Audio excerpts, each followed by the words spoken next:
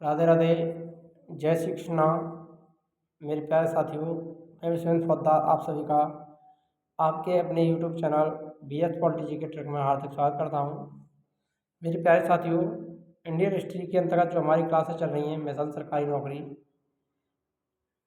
उसमें आज का टॉपिक दिल्ली सल्तनत रहेगा, जो कि 1206 से 1526 तक का समय है दिल्ली सल्तनत का। उसको यहाँ पर पढ़ने वाले हैं। जो मुस्लिम आक्रमण होते हैं उसमें हमने पहले पढ़ लिए थे, उसके अंतर्गत या दूसरी वीडियो मध्यकालीन इतिहास के अंतर्गत। तो यहाँ पर देखिए, दिल्ली सल्तनत के अंतर्गत 1206 से 1526 तक के इतिहास का अध्ययन किया जाता है। यानी दिल्ली सल्तनत काल में कब से कब तक का अध्ययन करते हैं, तो 1206 से लेकर के 1526 तक का अध्ययन किया जाता है। यही गुलाम वंश से और लोधी वंश तक, यानी बाबर ने जब आक्रमण किया था 1526 में, तब तक का अध्ययन किया जाता है। इनका 320 वर्षों का इतिहास है। दिल्ली सल्तनत काल का कितना इतिहास है? 320 वर्षों का इतिहास है, जिसमें 5 वंशों ने शासन किया था। कितने वंशों ने शासन किया था?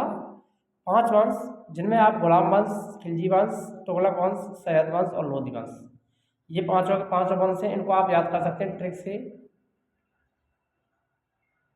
तो ट्रिक, इनको याद करने की जो ट्रिक है, गुलाब खिला तू सैलो, गुलाब खिला तू सैलो। इस ट्रिक के जरिए आप आसानी से याद कर सकें, गुलाब खिला तू सैलो। तो ये ट्रिक है। गुलाब से गुलाम वंश को बना दीजिए, खिल से खिलजी वंश, तू से तुगलक वंश, सै से सैयद वंश और लो से लोधी वंश। गुलाब खिला तू सैलो। या एक और ट्रिक है, उसको भी आप याद कर सकते हैं, हू खातू सैलो, हू खातू सैलो। ये भी ट्रिक है इसकी, तो ध्यान रखना। गुलाम वंश का जो काल है वो 1206 से 1290, उसके बाद में खिलजी वंश 1290 से 1320 तक, उसके बाद में आता 1320 से 1414 तुगलक वंश, तुगलक वंश के बाद सैयद वंश 1414 से 1451 तक, और लोधी वंश 1451 से 1526। यानी बाद में मुगल वंश की स्थापना तक का जो समय है 1526, वो किस में आ जाता है? आपका लोधी वंश में। तो ये 5 वंश थे जिन्होंने दिल्ली सल्तनत पर शासन किया था 320 वर्ष तक। 5 वंशों ने शासन किया। आइए पहले कवर करते हैं गुलाम वंश को। तो गुलाम वंश का जो शासन है वो 1206 से 1290 ईस्वी। इस वंश को गुलाम वंश या दास वंश इसलिए कहा जाता है क्योंकि इस वंश का जो संस्थापक था वो कौन था? कुतुबुद्दीन ऐबक। कौन था? कुतुबुद्दीन ऐबक था, जो कि मोहम्मद गौरी का गुलाम था। इसलिए इस वंश को दास वंश या गुलाम वंश की संज्ञा दी जाती है। कुछ विद्वान इसे मामलूक वंश भी कहते हैं, यानी मामलूक वंश कुछ विद्वान कहते हैं, जिसका अर्थ होता है स्वतंत्र माता पिता की गुलाम संतान। माता पिता तो स्वतंत्र, लेकिन उनकी संतान कैसी है? गुलाम। तो मामलूक वंश के नाम से भी इस वंश को जाना जाता है। गुलाम वंश, दास वंश या मामलूक वंश भी इसको कहते हैं। इसके जो शासक हैं उनको आप यहाँ पर एक बार देख सकते हैं। इनमें से जो प्रमुख हैं उनको आपके लिए यहाँ पर कवर किया जाएगा, जहाँ से क्वेश्चन बनते हैं। तो एक बार इनको देख लीजिए। कुतुबुद्दीन ऐबक, आराम शाह, इल्तुतमिश, रुकुनुद्दीन फिरोज शाह, रजिया सुल्तान, बहराम शाह, अलाउद्दीन मसूद शाह, नादिर उद्दीन महमूद, बलबन, कैकुबाद और शमसुद्दीन क्यूमर्स, ये गुलाम वंश के शासक थे। इनमें से हमको जो पढ़ने हैं वो यहाँ पर कुतुबुद्दीन ऐबक को पढ़ना है, इल्तुतमिश को पढ़ना है, रजिया सुल्तान को भी पढ़ना है, साथ साथ इसके अलावा बलबन को पढ़ना है। ये यहाँ से ही अधिकांशतः क्वेश्चन बनते हैं गुलाम वंश से। तो ध्यान रखना, ये कितने शासक थे इसके? 10। अंतिम जो शासक था गुलाम वंश का वो कौन था? शमसुद्दीन क्यूमर्स। कौन था? शमसुद्दीन क्यूमर्स था।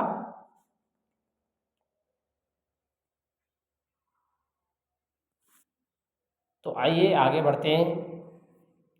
पहले कवर करते हैं कुतुबुद्दीन ऐबक को, जो कि बहुत ही इंपॉर्टेंट है। यहाँ से अधिकांशतः क्वेश्चन बनते हैं। इसने अनेक प्रकार की इमारतें उनका निर्माण किया। देखिए, कुतुबुद्दीन ऐबक का जो काल है 1206 से 1210 ईस्वी के मध्य का जो काल है, मात्र 4 वर्षों का काल है इसका। कुतुबुद्दीन ऐबक दिल्ली सल्तनत का पहला सुल्तान था। ध्यान रखना, दिल्ली सल्तनत के प्रथम सुल्तान कौन थे? तो वो थे कुतुबुद्दीन ऐबक। इसी को दिल्ली का गुलाम वंश का संस्थापक भी कहा जाता है। कुतुबुद्दीन ऐबक मोहम्मद गौरी का गुलाम था। जब मोहम्मद गौरी ने भारत में लूटपाट कर वापस अफगान गया तो उसने भारत में अपने दासों को नियुक्त किया, जो बाद में उसके नाम से शासन करने लगे थे। राज्यारोहण की बात करें तो मोहम्मद गौरी की मृत्यु हुई उसके बाद में 25 जून 1206 को कुतुबुद्दीन ऐबक का राज्यारोहण लाहौर में हुआ था। ये आपको ध्यान रखना है, कुतुबुद्दीन ऐबक का जो राज्याभिषेक है वो राज्यारोहण है, कहाँ हुआ था? लाहौर। कहाँ हुआ था? लाहौर में हुआ था। और कब हुआ था? 25 जून 1206 ईस्वी। लाहौर को ही कुतुबुद्दीन ऐबक ने अपनी राजधानी बनाया। जब यह स्वतंत्र शासक बना तब दास्ता से मुक्त नहीं था, यानी जब ये शासक बना था तब भी ये दास्ता से मुक्त नहीं था ये। इसीलिए इसने सुल्तान की उपाधि धारण नहीं की, बल्कि मलिक और सफेलासार की उपाधियों के साथ इसने शासन किया था। इन सुल्तान की उपाधि से धारणा करके कौन सी उपाधि रखी थी अपने पास है? मलिक और सफेलासार की, क्योंकि ये गुलाम था, दास्ता से मुक्त नहीं हुआ था, इसीलिए इसने मलिक और सफेलासार की पदधारी धारण किए थे। नेक्स्ट, कुतुबुद्दीन ऐबक 1206 से 1210, इसकी जो उपाधियाँ उनको यहाँ पर देखते थे, इंपॉर्टेंट है, यहाँ से क्वेश्चन बनते हैं। मोस्ट इंपॉर्टेंट, लखता या लाख बख्श के नाम से इसको जाना जाता है। हातिम ताई के नाम से कुतुबुद्दीन ऐबक को जाना जाता है, और कुरान खां के नाम से भी इसको जाना जाता है। ऐबक के दरबारी विद्वान की बात करें तो इसके दो प्रमुख दरबारी विद्वान थे, हसन निजामी और फ़कीह मुदब्बिर। तो इनके नाम पूछे जाते हैं, हसन निजामी, फ़कीह मुदब्बिर। किसके? और खासकर सबसे ज़्यादा जो पूछा जाता है हसन निजामी का पूछा जाता है। तो ये किसका दरबारी था? हसन निजामी, कुतुबुद्दीन ऐबक का। तो कुतुबुद्दीन ऐबक ने कुतुब मीनार का निर्माण करवाया था, और उसने उसका नाम सूफी संत ख्वाजा कुतुबुद्दीन बख्तियार काकी के नाम पर रखा था। ध्यान रखना, कुतुब मीनार का नाम कुतुबुद्दीन ऐबक ने किसके नाम पर रखा? कुतुबुद्दीन बख्तियार काकी, जो कि एक सूफी संत थे। इसीलिए इसके लिए जो आधारशिला है कुतुब उल दीन ऐबक के द्वारा रखी गई, लेकिन इसको जो पूर्ण किया था वो इल्तुतमिश ने किया था। ध्यान रखना, कुतुब मीनार की शुरुआत किसने की थी? निर्माण कराना कुरान किसने किया था? कुतुबुद्दीन ऐबक ने। लेकिन इसको पूरा किसने करवाया था? तो वो करवाया था इल्तुतमिश के द्वारा। यहाँ पर देख सकते हैं, ये दिल्ली के महरौली में स्थित है कुतुब मीनार, और यहीं पर पास ही में लोह स्तंभ भी है, महरौली से 100 मीटर दूरी पर। कुतुब मीनार की 2 मंजिलों का निर्माण कुतुबुद्दीन ऐबक ने कराया था, और शेष 3 मंजिलों को इल्तुतमिश ने पूरा किया था। ये भी आपको ध्यान रखना है। यहाँ पर इल्तुतमिश ने कितनी मंजिलें बनवाई थी? 3, और कुतुब मीनार की 2 मंजिलों का निर्माण कुतुबुद्दीन ऐबक। इस मीनार के शीर्ष पर बिजली गिर जाने के कारण इसका शीर्ष खत्म हो गया था, नष्ट हो गया था। उसको पुनर्निर्माण करवाया था फिरोज शाह तुगलक ने। ये भी आपको ध्यान रखना है। कुतुब मीनार का पुनर्निर्माण किसने करवाया था? फिरोज शाह तुगलक के द्वारा। ये क्वेश्चन बनते ही यहाँ से पूछे ही जाते हैं तीनों क्वेश्चन। कुतुब मीनार का निर्माण किसने करवाया? कुतुबुद्दीन ऐबक ने। कुतुब मीनार को पूरा किसने किया था? इल्तुतमिश ने। और उसका जो शीर्ष है उसको पुनर्निर्माण किसने करवाया था कुतुब मीनार का? तो फिरोज शाह तुगलक। कुतुबुद्दीन ऐबक के निर्माण कारण कुतुब उल इस्लाम मस्जिद दिल्ली में, और 2.5 दिन का झोपड़ा ये कहाँ पर स्थित है? राजस्थान में स्थित है। यहाँ पर एक पहले संस्कृत पाठशाला थी, जिसको तुड़वा करके इसने 2.5 दिन के झोपड़े का निर्माण करवा दिया था।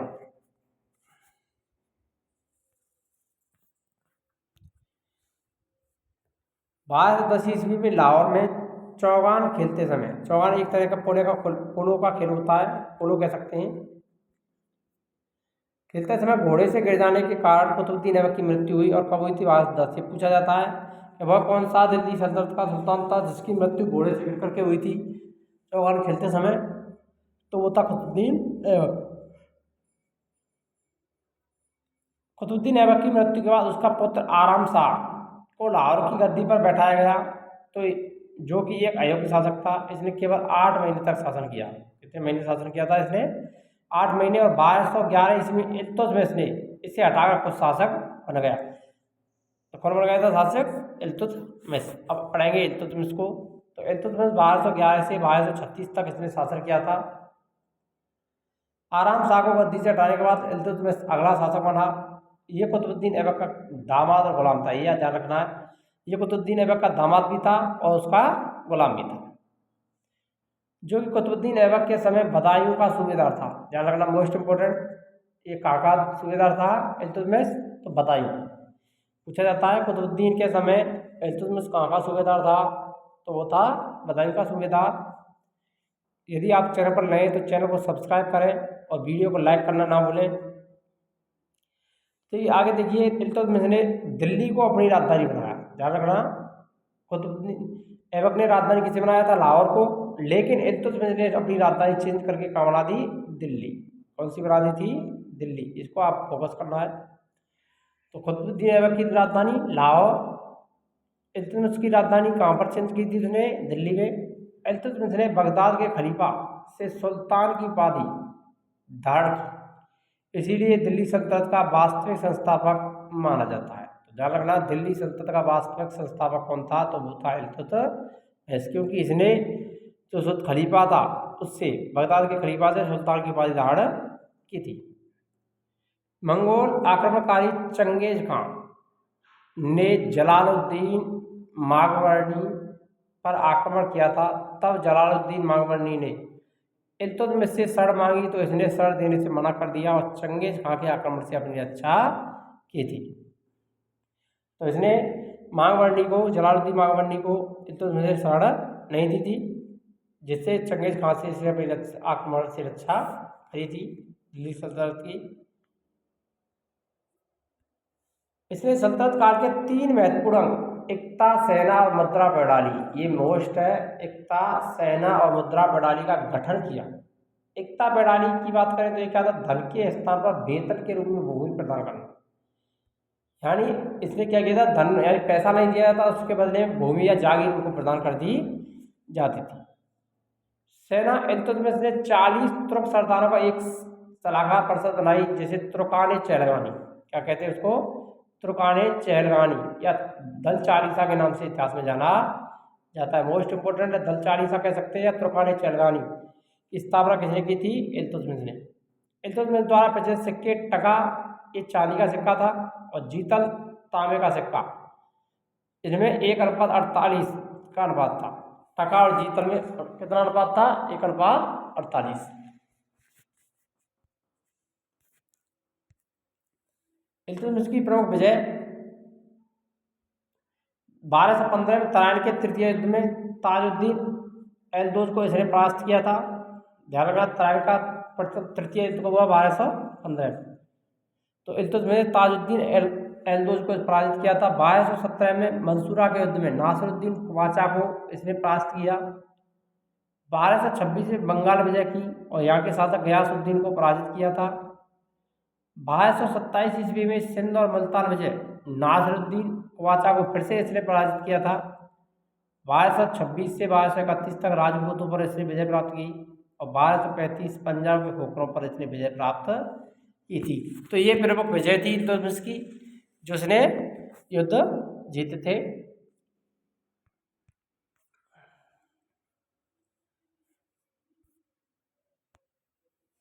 इल्तुतमिश ने न्याय मांगने के लिए लाल वस्त्र, मोस्ट इंपोर्टेंट ध्यान देना, न्याय मांगने के लिए कैसे वस्त्र पहनने की परंपरा को चलाया था, लाल वस्त्र पहनने की परंपरा को इसने चलाया था। 1236 में इल्तुतमिश की मृत्यु हो गई। इसने अपने जीवन काल में रजिया सुल्तान को अपना उत्तराधिकारी नियुक्त किया था। इल्तुतमिश की मृत्यु के बाद 40 सरदारों ने रजिया को शासक न बनाकर रुकुनुद्दीन फिरोज शाह को सुल्तान बना दिया था, यानी घोषित कर दिया था, जो कि इल्तुतमिश का सबसे छोटा बेटा था। यानी वो रजिया को शासक स्वीकार नहीं करते थे। रजिया ने न्याय के लिए लाल वस्त्र पहनकर जुम्मे के दिन मस्जिद के आगे जनता के बीच पहुंची और न्याय की मांग की, तो जनता के हस्तक्षेप के बाद वह शासिका बन गई थी। लेकिन उसे अपने भाइयों के विरोध का सामना करना पड़ा था। रजिया सुल्तान 1236 से 1240 तक शासन किया। तो रजिया दिल्ली की एक प्रथम और अंतिम महिला सुल्तान थी। मोस्ट इम्पोर्टेंट है, दिल्ली सल्तनत की प्रथम और अंतिम महिला सुल्तान कौन थी, तो रजिया सुल्तान। रजिया ने जमालुद्दीन याकूत को प्रोन्नत करके अमीर आकूत अश्वशाला का प्रधान नियुक्त किया। तुर्की अमीरों ने रजिया का जलालुद्दीन याकूत से प्रेम संबंध की अफवाह फैला दी थी।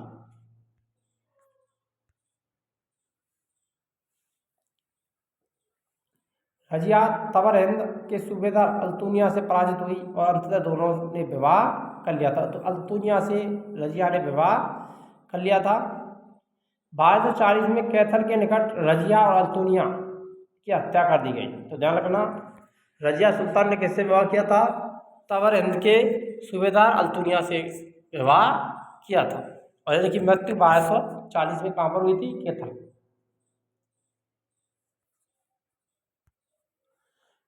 इल्तुतमिश के उत्तराधिकारी 1236 से 1266 तक रुकनुद्दीन फिरोज शाह इल्तुतमिश का पुत्र था, जो कि 1236 में इसको 40 गुलामों के जो समूह था उसने शासक घोषित किया। उसके बाद रजिया सुल्तान 1236 से 40 तक, जो कि इल्तुतमिश की पुत्री थी।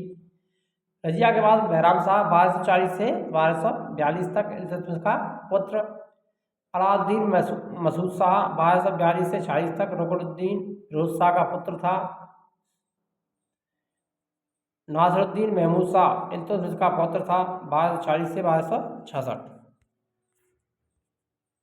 नसरुद्दीन महमूद शाह 1240 से 1266 यह दिल्ली सल्तनत का 8वां शासक था। धार्मिक प्रवृत्ति का सुल्तान था। ये कुरान की प्रतियां लिखा करता था। मोस्ट इम्पोर्टेंट कुरान की प्रतियां लिखने वाला कौन था? तो महमूद शाह। टोपी सिलकर और कुरान की प्रतियों को बेचकर अपना जीवन यापन करता था। इसने बलबन को अपना वजीर बनाया और बलबन ने अपनी पुत्री का विवाह नासिरुद्दीन महमूद शाह से कर दिया था। नासिरुद्दीन की मृत्यु के बाद बलबन अगला शासक बन गया। जैसे ही उसकी मृत्यु हुई तो बलबन ने शासन सत्ता अपने हाथ में हथिया ली थी। बलबन की बात करें तो इसने लोह और रक्त की नीति चलाई थी। सबसे महत्वपूर्ण है, ये आगे भी आएगी आपके लिए, ये आपको ध्यान रखना। लोह और रक्त की नीति के लिए बलबन प्रसिद्ध है। 1266 से 1286 तक इसने शासन किया। बलबन ईरान का रहने वाला था। उसने अपने दरबार का गठन ईरानी परंपरा के अनुसार ही किया। ईरानी त्यौहार नवरोज को मनाना शुरू किया। ध्यान रखना, भारत में नवरोज त्यौहार को मनाना किसने प्रारंभ किया था? तो बलबन ने प्रारंभ किया था, जो कि ईरानी त्यौहार था। इसने दरबार में सजदा और पैबोस की परंपरा प्रारंभ की थी। तो दरबार में सजदा और पैबोस की परंपरा किसके द्वारा प्रदान की गई थी? बलबन के द्वारा। ये भी क्वेश्चन पूछा जाता है, मोस्ट इंपोर्टेंट क्वेश्चन है, एमआई कर लेना इसको। सजदा और पैबोस की जो परंपरा किसने प्रारंभ की थी? नवरोज त्यौहार मनाना किसने शुरू किया था? बलबन। इसने अपने आप को पृथ्वी पर नियाबत एक खुदाई ईश्वर का प्रतिनिधि कहा और जिल्ले अल्लाह ईश्वर की छाया बताया था। सबसे जो महत्वपूर्ण है इसकी जाना जाता तो रक्त और लोह की नीति के लिए ये प्रसिद्ध है। आक्रमण की नीति को इसने अपनाया था। बलबन ने दल चालीसा का समाप्त कर दिया है, जो इल्तुतमिश के द्वारा तुर्कान चैरगानी दल चालीसा का गठन किया था, उसको समाप्त किसने कर दिया था? तो समाप्त किया था बलबन। किसने समाप्त कर दिया था इसको? बलबन। बलबन 1266 से 1286। बलबन के बाद अगला जो शासक था वो कैकूबार बना, जो कि एक अयोग्य शासक था। इसके बाद गुलाम वंश का अंतिम शासक क्यूमर्स बना, जिसकी हत्या जलालुद्दीन खिलजी ने की थी। 1290 में कर दी और खिलजी वंश की स्थापना कर दी।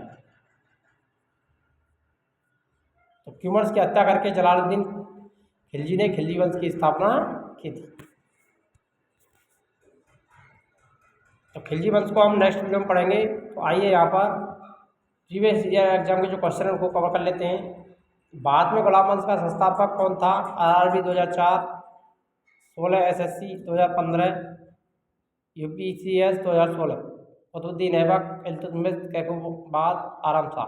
गुलाम वंश के संस्थापक कौन थे? कुतुबुद्दीन ऐबक, जो कि मोहम्मद गौरी का गुलाम था। कुतुब मीनार के कार्य को किसने पूरा किया था? SSC 2013। तो इल्तुतमिश के द्वारा इसको पूरा किया था। और प्रारंभ किसने किया था? तो वो किया था प्रारंभ ऐबक के द्वारा। इक्तादारी प्रथा किसके द्वारा चलाई गई? SSC 2015, फिरोज तुगलक, मोहम्मद बिन तुगलक, इल्तुतमिश, गयासुद्दीन बलबन। तो एकता किसके द्वारा चलाई गई थी? तो सुल्तान इल्तुतमिश के द्वारा। सी वाला ऑप्शन सही रहेगा यहाँ पर। नेक्स्ट क्वेश्चन, रजिया सुल्तान किसकी बेटी थी? तो वो इल्तुतमिश की बेटी थी। एनटीपीसी 2021। लाख बख्श के नाम से जाना जाने वाला भारतीय शासक कौन था? Group D 2018 Babar, Akbar, Iltutmish, Qutubuddin Aibak. तो लाख बख्श के नाम से कौन प्रसिद्ध था इतिहास में? जल्दी से जल्दी कमेंट कीजिए मेरे प्यारे साथियों, हमने बताया अभी है।